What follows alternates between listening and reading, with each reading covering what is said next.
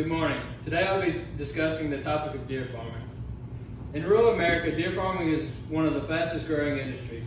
This industry is fascinating to research, especially the genetics research done by deer farmers throughout the country. It is important for people to know about this new growing industry in America. I've been working as a ranch hand and a guide for a deer farm in my hometown for the past 3 years. I've also been an active deer hunter for as long as I can remember. Over the past few years, I have grown to love deer while working at the farm.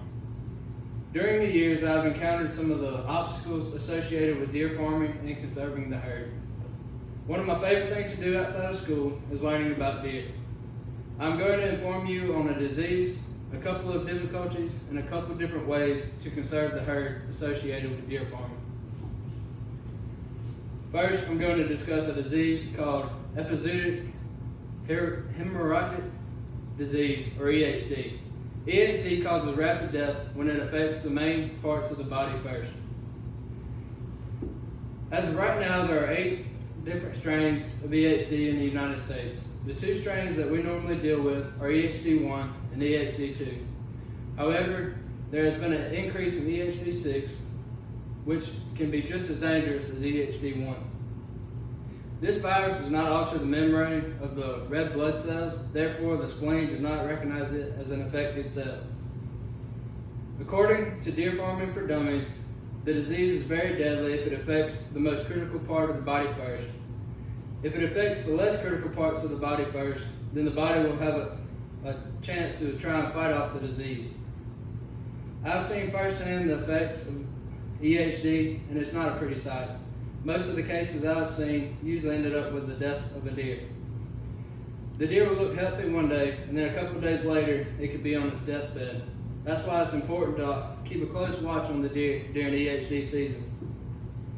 According to the 2019 EHD report, roughly 900 deer died in the south central area of the state after contracting EHD, and there are possibly more deer among the farmers' crops. There are many difficulties in deer farming, like disease, but the most common one is money. Deer farming is one of the more expensive types of farming due to the feed, the medicine, and the genetics. Another major cost is the facilities. The facilities that you will need for deer farming are a handling facility, breeding pens, a preserve, a feed and vaccination barn, and a soft release.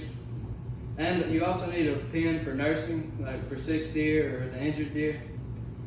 And most people will feed an expensive protein-based feed to make the deer look bigger and healthier. Another difficulty is time. Deer farming will take up a majority of your time, but a solution to this is to hire help for your property, so you will be able to do other things besides just working on the farm. This way you can leave the hired hand alone and he can take care of the deer while you tend to other matters. This also comes in handy when you have another job besides the farm. It is important to have the time, money, and equipment to manage your deer farm and to protect the deer herd. Deer farming can be expensive and time consuming, but the work is very fulfilling. Lastly, there are 2 main ways of conserving your deer herd, and the first one is by trapping predators. The types of predators that you will be trapping are usually raccoons, possums, coyotes, and bobcats. The types of traps that you will use are snares, foot traps, dog-proof foot traps, and live traps. The coons and possums usually eat the expensive feed that you put out in the feeders for the deer, and the coyotes and bobcats can drastically hurt the fawn crops each year. The second way to conserve your deer herd is proper vaccinations and medication. Without treatments, the deer can get all kinds of illnesses. Deer can get extremely sick during the dog days of summer and right after the rut. It is important to trap the predators and have proper vaccinations and medications to conserve your deer herd. In conclusion, successful deer farming can have its challenges, but it can also be rewarding.